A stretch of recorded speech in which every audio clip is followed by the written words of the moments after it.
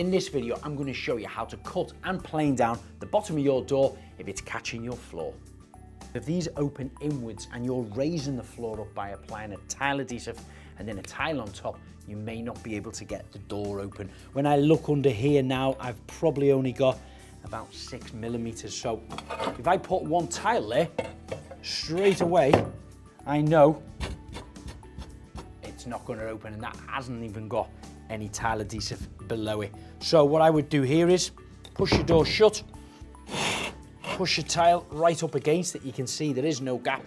I'm going to get a second tile now, which is about 10 millimeters thick, which will allow for your bed of adhesive. And then I'm going to take my pencil, draw a little line right the way across there, move the tiles, and you can see that's probably about 16 or 18 millimeters that has to be cut off the bottom of the door. First of all, you have to remove the door, so unscrew the hinges from the frame.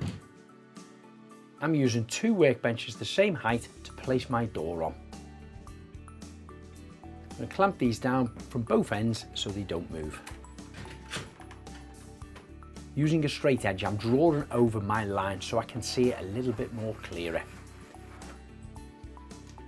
Pop a dust mask on and some safety specs.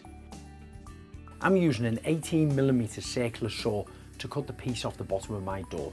Line it up into position, hold it nice and steady, and cut it nice and slowly. This will give you a nice clean cut. If you don't have a circular saw, you can do this with a handsaw. And a blade this size can easily get through a 44mm door. Once it's cut, you're going to need to sand the edge off. Now you can use a power sander like me, or you can use a hand sander. This will smooth any splinters off the cut edge.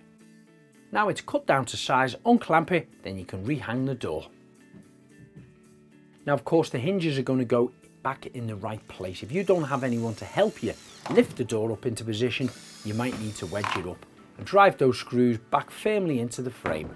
Place your 2 tiles down on the floor just to make sure you've got the clearance over the top of the tiles.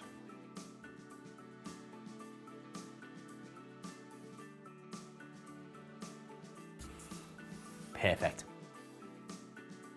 Now whatever type of flooring you choose, whether it's laminate, engineered, real wood, or tiles like this, it could potentially raise the height of your floor. So I hope this tip has helped you out.